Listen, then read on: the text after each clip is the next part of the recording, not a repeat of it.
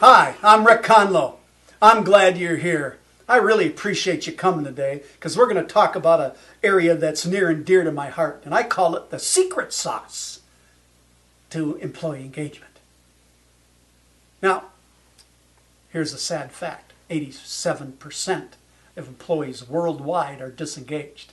So in other words, are companies really believing in employee engagement? I don't think they do. Because if they did, those numbers would be different. Now in the U.S., it's 70%. But still, that's a pathetic number.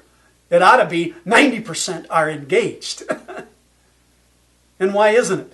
Well, we'll dig into that a little bit as we go forward. But here's part of it.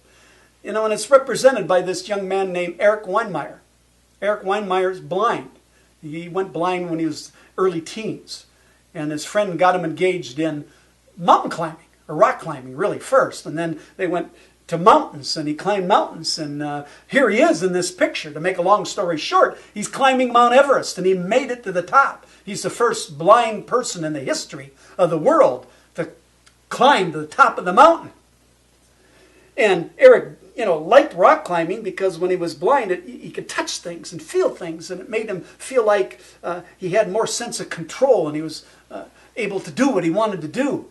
And here's the thing, that's not an easy thing to do when you can't see. It's not an easy thing to do when you can see. And what it epitomizes is the potential we have in people. The next great revolution in leadership thought is going to be the power of people. Right now we're going through the power of technology, but the power of people is coming. Because that's what employee engagement is all about, is how do you tap that potential of people? Well, it begins by believing that people had value. They're not just a number, okay? They're not human resources. They're not the soft side of the business. They're the ones that get the work done.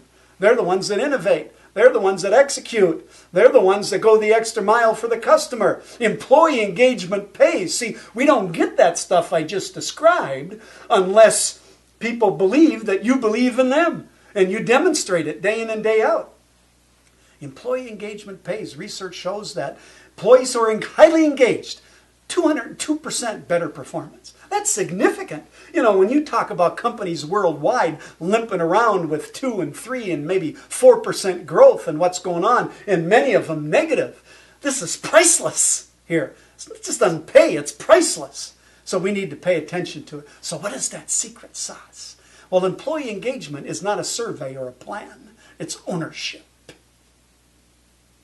Many companies have an employee engagement survey. They do once a year, every 2 years. And it tells them what employees are saying, and a lot of times what the employees say. I've seen a lot of them, read a lot of them, helped do some of them, and here's what they say. We don't communicate around here. We don't feel valued. We don't know what our benefits are. I don't get any recognition. Nobody supports me in a job, give me training. Same stuff comes up over and over again. Now, I realize there are exceptions to that in some leaders, in some companies. But it's not the survey and it's not the plan that's employee engagement, because a lot of times the plan gets put together and it doesn't execute it. It isn't used to change anything materially. It's ownership. What does ownership mean? Ownership means that people buy into the philosophy, the values, and the plan of the organization. And because they buy into it, they become spirited patriots, not paid mercenaries. So they put their heart into what they do.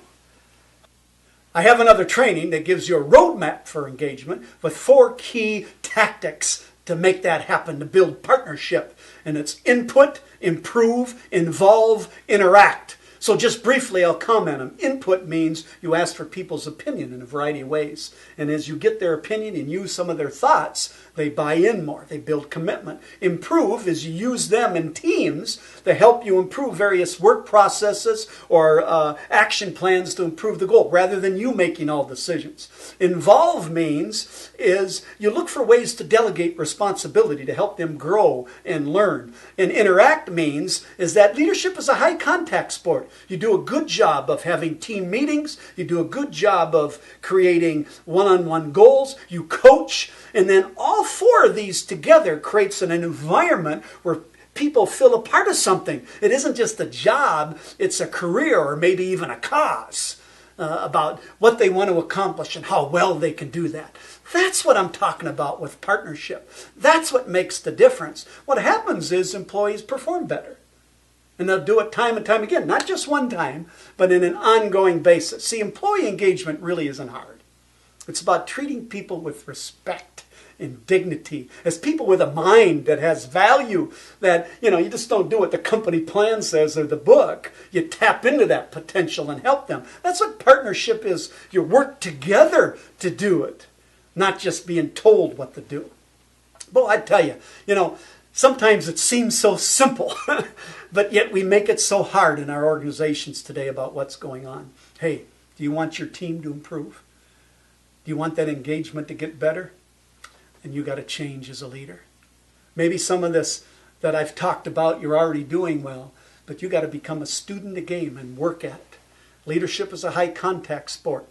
Employee engagement requires that kind of interaction. We need to know what motivates people, and in our leadership practices, in our efforts to create engagement, you got to buy into that, like Hertzberg says, that achievement, that recognition, the work itself, just having pride in what you're doing, responsibility, advancement, growth, and learning. All of that is what motivates people. And so that roadmap that I talked to you about takes that into consideration and builds it into what we need to do as a leader. Notice what's not on that list. Money. Money's not in there. Research has found that money demotivates as many as it motivates. Now, everybody needs to be paid fair. What they're looking for is something where they can have some value. People spend so much time at work, 8, 10, 12 hours a day, weekends, for heaven's sakes. And they need to see the value. They need to see it add to the quality of their life and not just put in the time and the stress and the pain of their life. See what I'm talking about there? Hey, it's all possible. We talk more about this in our resources that we have in our organization, in our book, Superstar Leadership. And we believe that employee engagement is a product of what a leader does. Because the single greatest impact on an employee's performance is their direct supervisor. And it's the key to a leader's success. I hope this was helpful and useful to you. Look up that other training that I talked about.